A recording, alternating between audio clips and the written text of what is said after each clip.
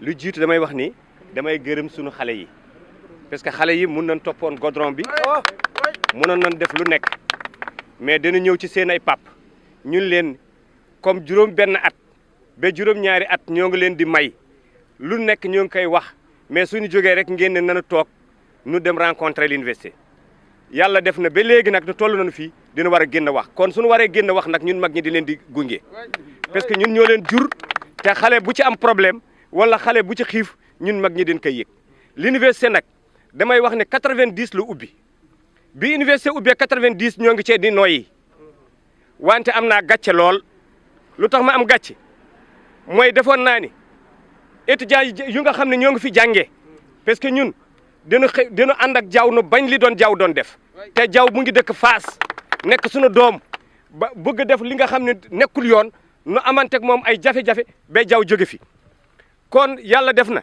tey bi jaww jóge fii xaw ma Ibrahima Faye mu ñëw fii caare ñëw fii ñu leen di tuddee waa Sanaar nag maa ñoo ngi leen di woo diggante ay ministre rek léegi ñoo ngi def ay directeur fekkee ne mënu leen di dimbali ci suñu xeex gii bàyyi leen suñu turu dëkk yi ngeen di yóbbu leen turu Gaston Berger moom tubaab bi kenn moomu ko wante suñu turu dëkk yii na ngeen ko bàyyi su fekkee da ngeen a noot parce que da ngeen a noot amatuñu dara dara la nu amatul kon nag ci comme yàlla def na université baa ngi fii gis ngeen ne tiwu douche yaa ngi ne di walangaan ci suñu kaw yooyu ñoo ngi nuy mat bi problème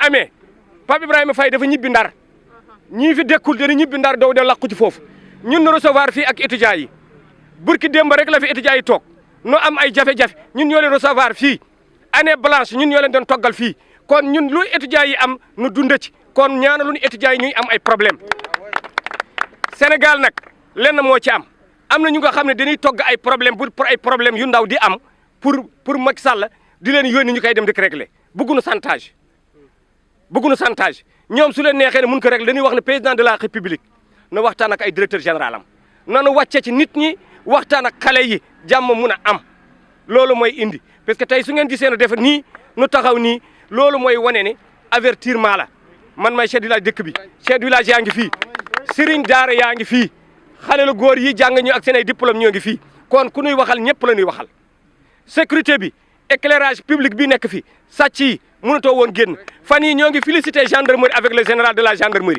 parce que gendarmerie ñoo ngi sur le terrain su dul woon ñoom tey temps yi lëndëm foo génn mu ngi lëndëm kon nag loolu ñoo ngi cee woo Adja Khoudia May mi nga xam ne ñoo yore mairie Gardon ak Mansour Faye ministre bi nga xam ne moom moo yore région bi dina wax nag Mansour Faye na gaaw ñëw wax ak xale yi ñëw toog ak xale yi wax ak mag ñi parce que depuis 90 ba léegi c'est la première fois dëkk bi woote ay journalistes c'est la première fois depuis sunu maam yi ba léegi gars yi tojal nañu parce que ñun ci jàmm rek la nekkoon xamuñu woon problème président de la république fii la taxaw fii la toogoon bi muy campagne te boobu ak léegi gisuñu lu ko naqari ñun sunu doom yi nanu dugg ci biir université bi xale yaa nga fa doon gañ ay contrat léegi dañuy duggal seen doom yi ay stagiaire suñu leen duggalee stagiaire sunu xale yi ñu dàq leen ñoom ñu jël seen doom yi duggal ci biir université embauché leen am na ay infirmier am na ay ñu am ay diplôme lu nu laaj fi léegi am nañu ko ba pare ñu nuy wër di jëlee ay nit léegi am na ay xale yu sax yu jóge di weccente ay ndakaaru directeurs yi dañuy weccente ay place léegi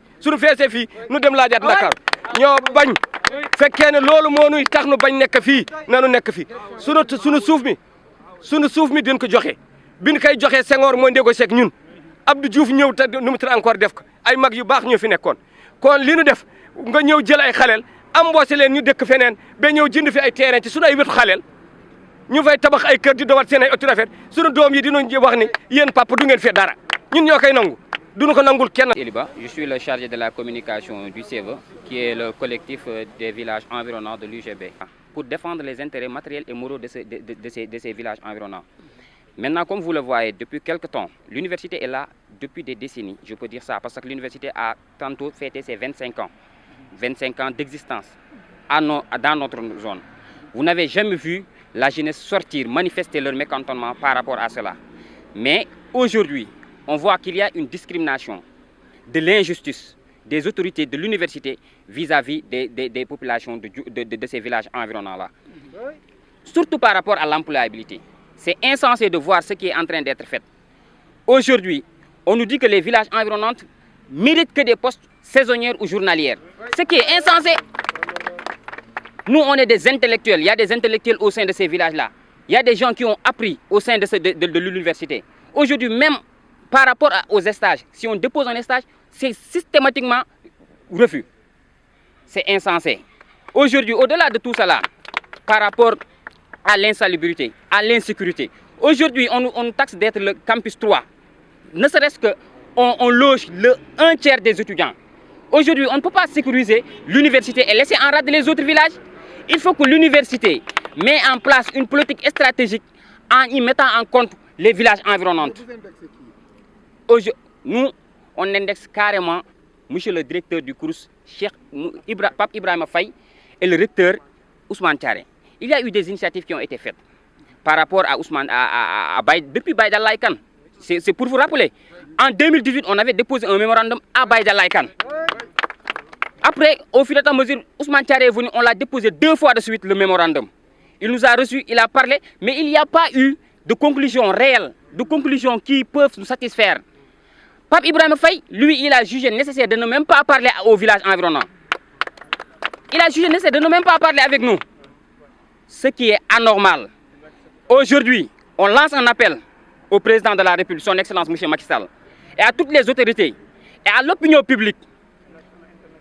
Aujourd'hui, les villages environnants se sont réveillés et ils ne se laisseront jamais plus faire. On va se battre. Les jeunes vont se battre pour revendiquer leurs droits. Maintenant aussi, par rapport à Ousmane Thiaré, on a eu à le recevoir, il a eu à parler, mais il n'y a pas eu de conclusion réelle. Il n'a pas réagi. Alors vous êtes déterminé à aller jusqu'au bout, hein? Vous avez vu la jeunesse aujourd'hui.